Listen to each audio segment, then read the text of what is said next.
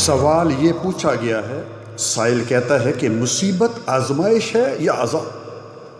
سیدنا ابو ہریرہ رضی اللہ تعالیٰ عنہ اس حدیث کے راوی ہیں۔ بخاری کی حدیث نمبر 5645 ہے۔ رسول اللہ صلی اللہ علیہ وآلہ وسلم نے فرمایا، من یرد اللہ بہ خیرا یصب منہ، یہ اللہ تعالیٰ جس کے ساتھ خیر و بھلائی کرنا چاہتا ہے اسے مصیبت سے دوچار کر دیتا ہے۔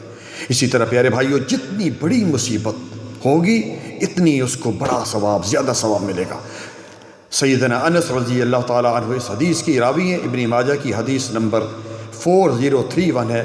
اللہ کے نبی جناب محمد رسول اللہ صلی اللہ علیہ وآلہ وسلم نے فرمایا، جتنی بڑی مصیبت ہوگی اتنا ہی بڑا اس کو ثواب ملے گا۔ اور آگے کیا فرمایا، اور بے شک اللہ سبحانہ و تعالیٰ جب کسی قوم سے محبت کرتا ہے تو اسے آزماتا ہے، پھر جو کوئی اس سے راضی و خوش رہے تو وہ بھی اس سے راضی رہتا ہے، اور جو کوئی ناراض رہے تو وہ اس سے ناراض ہو جاتا ہے۔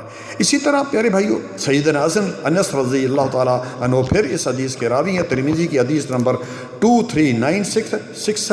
رسول اللہ صلی اللہ علیہ وآلہ وسلم نے فرمایا کہ اذا اراد اللہ بعبدہ الخیر عجل له العقوبۃ فی الدنیا واذا اراد اللہ بعبدہ الشر امسک عنہ بذنبہ، او کما قال صلی اللہ علیہ وسلم حتی یوافی بہ یوم القیامہ۔ جب اللہ سبحانہ و تعالیٰ کسی بندے سے خیر اور بھلائی کا ارادہ کرتا ہے تو اسے دنیا میں ہی جلد سزا دے دیتا ہے، اور جب اپنے کسی بندے کے ساتھ شر یعنی برائی کا ارادہ کرتا ہے تو اس کے گناہوں کی سزا کو روکے رکھتا ہے، یہاں تک کہ اسے قیامت کے دن پوری سزا دیتا ہے۔ اللہ اکبر۔ اسی طرح میرے بھائیو، سیدنا ابو ہریرہ اس حدیث کے راوی ہیں۔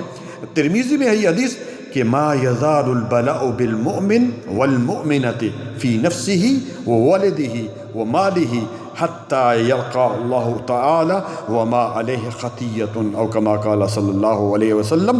رسول اللہ صلی اللہ علیہ وآلہ وسلم نے فرمایا کہ مومن مرد اور مومن عورت پر اس کی جان، اولاد اور مال میں آزمائش آتی رہتی ہے، یہاں تک کہ جب وہ اللہ تعالیٰ سے ملتے ہیں تو اس پر کوئی گناہ نہیں ہوتا۔